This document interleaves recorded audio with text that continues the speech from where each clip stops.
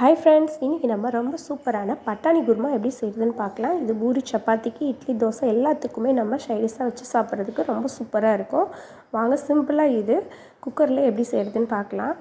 இதுக்கு ஒரு குக்கரில் ஒரு 2லேருந்து 3 ஸ்பூன் அளவுக்கு எண்ணெய் ஊற்றிக்கலாம். எண்ணெய் ஊற்றிட்டு பிரிஞ்சி இலை, பட்டை, கிராம்பு எல்லாமே சேர்த்து கொஞ்சமாக சோம்பும் போட்டு நல்லா பொரிஞ்சோடனே பார்த்திங்கன்னா வெங்காயம், தக்காளி, ஒரு பல்லாரி வெங்காயம் கட் பண்ணி எடுத்து வச்சுருக்கேன், ஒரே ஒரு தக்காளி, இதெல்லாம் சேர்த்துட்டு நல்லா வதக்கிக்கலாம். இது செய்கிறது நமக்கு ரொம்பவே ஈஸிங்க. ஒரு 10 நிமிஷத்தில் நம்ம இதை செஞ்சிடலாம். கொஞ்சமாக கறிவேப்பிலை சேர்த்துக்கலாம், கொஞ்சமாக மிளகாத்தூள், மல்லித்தூள், கரம் மசாலா, இது 3 ஸ்பைசஸ் சேர்ந்து நல்லா மிக்ஸ் பண்ணி கொடுத்துக்கலாம். இதை நம்ம சப்பாத்தியோடு சேர்த்து சாப்பிடும்போது ரொம்ப சூப்பராக இருக்கும். அதே மாதிரி நம்ம பூரி எல்லாத்தோடு வச்சு சாப்பிட்றதுக்கும் ரொம்ப டேஸ்ட்டாக இருக்கும். சீக்கிரமாகவும் நம்ம செஞ்சிடலாம். பட்டாணி மட்டும் நம்ம முதல் நாள் நைட்டே ஊற வச்சிடணும். ஒரு 5லேருந்து 6 மணி நேரம் ஊற வைக்கும்போது பட்டாணி நல்லா சாஃப்டாக டேஸ்ட்டாக இருக்கும். அதை நான் முன்னாடியே ஒரு 3 விசில் விட்டு எடுத்து வச்சுக்கிட்டேன். இப்போது நம்ம வேக வச்சு எடுத்து வச்சுருக்க பட்டாணியை அதோடு சேர்த்தாச்சு.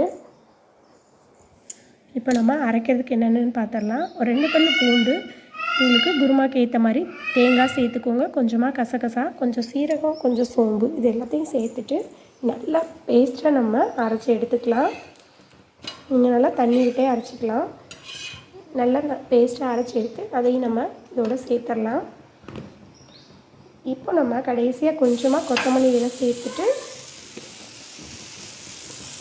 இப்போ பாருங்கள், நம்ம கொத்தமல்லி இலை சேர்த்தாச்சு. இப்போது ஒரு 2 விசில் விட்டு ஆஃப் பண்ணிட்டோம் அப்படின்னா சூப்பரான நமக்கு பட்டாணி குருமா ரெடி ஆயிடுச்சு. இது அவ்வளோ ஒரு டேஸ்ட்டாக இருக்கும். கண்டிப்பாக நீங்கள் மிஸ் பண்ணிடாமல் ட்ரை பண்ணி பாருங்கள். ரொம்ப ஈஸியாக செய்கிற மாதிரி இருக்கும். ஸோ அதே சமயம் ரொம்ப டேஸ்ட்டாகவும் இருக்கும். கண்டிப்பாக ட்ரை பண்ணி பார்த்துட்டு எப்படி இருக்குன்னு சொல்லுங்கள். இப்போ நம்ம 2 விசில் விட்டு ஆஃப் பண்ணியாச்சு. ஸ்டீம் போயிடுச்சு. இப்போ நம்ம ஓப்பன் பண்ணி பார்க்கலாம். இப்போ பாருங்கள், சூப்பராக நமக்கு எண்ணெய் பிரிஞ்சு நமக்கு பட்டாணி குருமா ரெடி ஆயிடுச்சு. ஸோ மிஸ் பண்ணிடாமல் நீங்களும் இந்த குருமா ட்ரை பண்ணி பார்த்துட்டு எப்படி இருக்குன்னு கண்டிப்பாக சொல்லுங்கள். ஓகே ஃப்ரெண்ட்ஸ், பாய்.